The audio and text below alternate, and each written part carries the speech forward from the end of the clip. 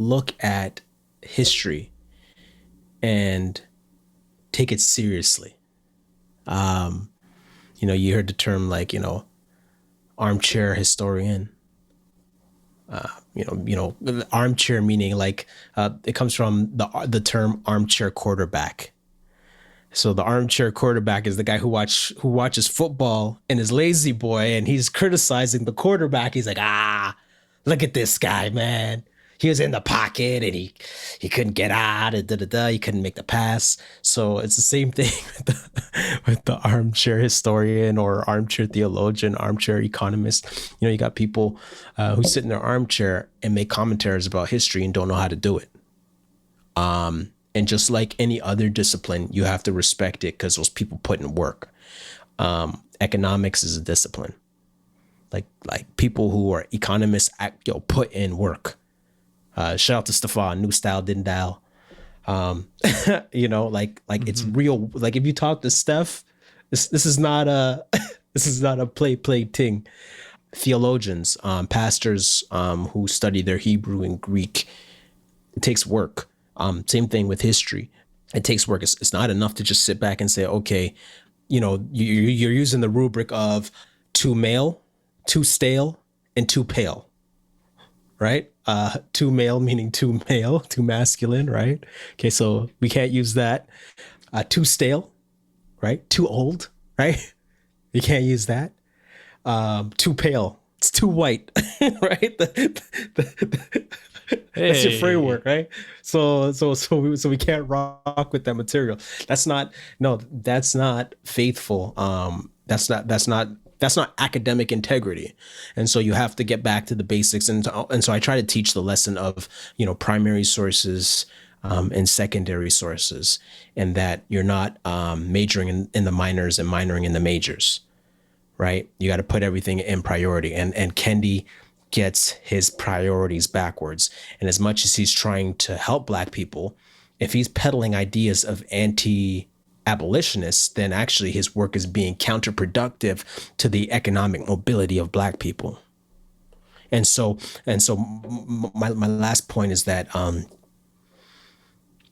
said this, his lack of knowledge of how to do historiography, the study of historical writing, has made his work contradictory. It's because of the free market he's able to have the #1 selling book in America, and is now the director of the Center of Anti-Racist Research at Boston University. In the same vein, if proponents of anti-racism aren't careful, they will repeat history in promoting the economic values of enslavers who thought they were helping Black people, but in reality, we're actually hurting them. So for the listener who thinks you're blowing it out of proportion with that statement, how can you hit it home a little bit more for them, right? Because what you're saying is that, the ideas he's promoting will actually result in the complete opposite impact than what he's claiming. I would take the claim it's from economic ignorance. I think you would agree that that would be the reason why he's getting there. But I think there's also, you've already made this point, and I'll just reiterate it. It sounds like you would also say he's has historical ignorance in terms of making that point. So tell me if I'm wrong there, and then maybe unpack that a little bit more for the listener who thinks, okay, you're being a little over the top here, like. He might be wrong in his ideas, but he's not going to promote values that enslave. Right. But see, this is why, economics is so valuable, because it's these principles that either promote progress or regress. And I give a definition, and we didn't touch on it, but it's important to define what these terms are. And I tried to be as gracious and not straw man the opposition. And so I gave a definition of capitalism, and I basically said, like, there's pros and cons, and I'm not saying, like, capitalism's perfect. I'm saying that there's pros and cons with capitalism, and there's pros and cons with socialism. But the idea is looking at the two and comparing the two and the pros and cons of the two. And then when you compare the pros and cons of the two, yeah, the cost benefit analysis of capitalism and the free market outweighs would outweigh what socialism is, and actually freedom, and thank God for it, freedom had prevailed. Black people were set free, and I guess that's what kind of always got me as a historian, like even as a little kid, what hearing about Nazi Germany and the Holocaust. And the first thing as a little kid, the first thing that popped into my mind is what kind of political context and historical or economic context do these kind of ideas, do these things happen? What kind of economic, political climate brings about freedom of Black people? Right? So these are the questions we have to ask and look at. And so, and the answer is, well, it's free market principles. And so I get into the definition of these things, and I think that one of the aspects under anti-Black, the title that I have in the paper, anti-Black, I think, I always use the term other brothers, and there's always this one-sided narrative of that, Black people think this way and Black people are all believe this thing, but there are other brothers who don't believe the anti-capitalism or capitalism is racism narrative, and then I name dropped a couple people like the great female economist Dambisa Moyo, and then I referenced the late Walter Williams, Shelby Steele, Glenn Lowry, Thomas Sowell, and these are Black people that smart intellectual Black people that bring arguments against it. And I think that at this point you have to wrestle with the ideas. You can't just write them off and say, okay, well, that's your white privilege talking, or your Uncle Ruckus. You guys don't know Uncle Ruckus. Mm-hmm. Uncle Ruckus is this guy in the Boondocks cartoons, and he's a Black guy. He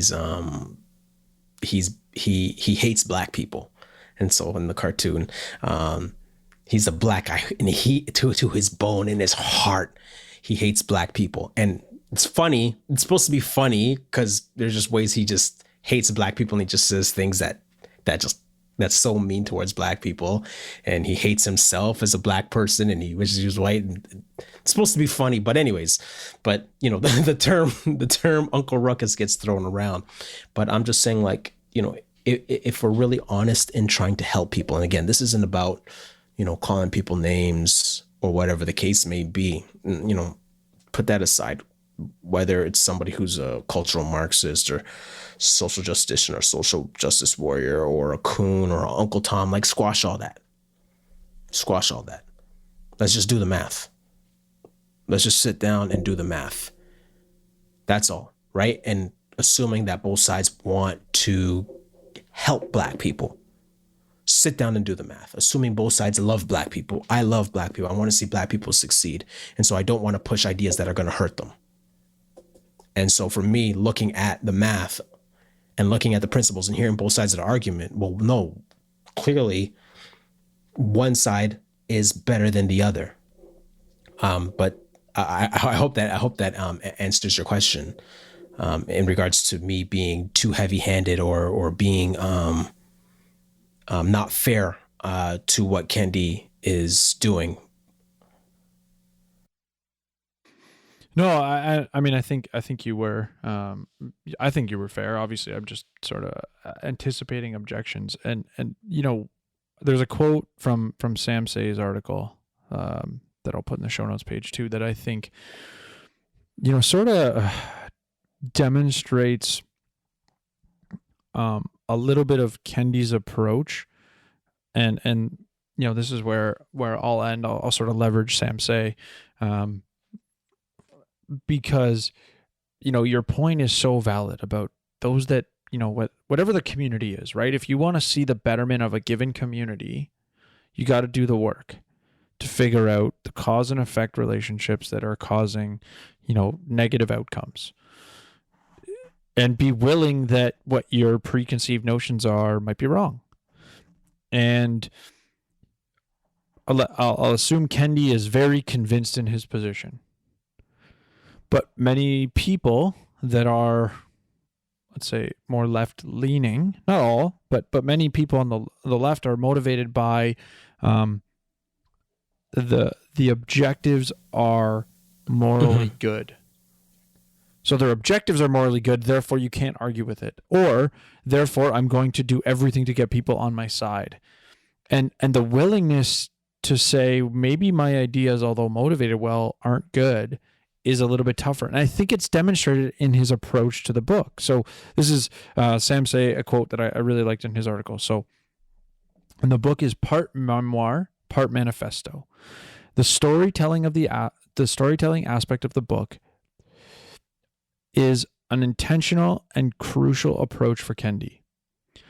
Critical race theorists use storytelling to demonstrate their standpoint epistemology, a theory meaning an oppressed person's experiences give them expertise or special insight into ending injustice. That is why throughout the book, Kendi delivers various forms of supposed racism and anti-racism only after describing his experiences. By describing his truth, he gives him authority to define truth. Therefore, chapter by chapter, Kendi describes and defines biological, ethical, ethnic, bodily, cultural, behavioral, class, gender, queer, and space racism. Please subscribe and hit the bell to stay up to date. If you liked or disliked the snippet, give it a like and share your 2 cents with us in the comment section. And remember, 6 cents makes change.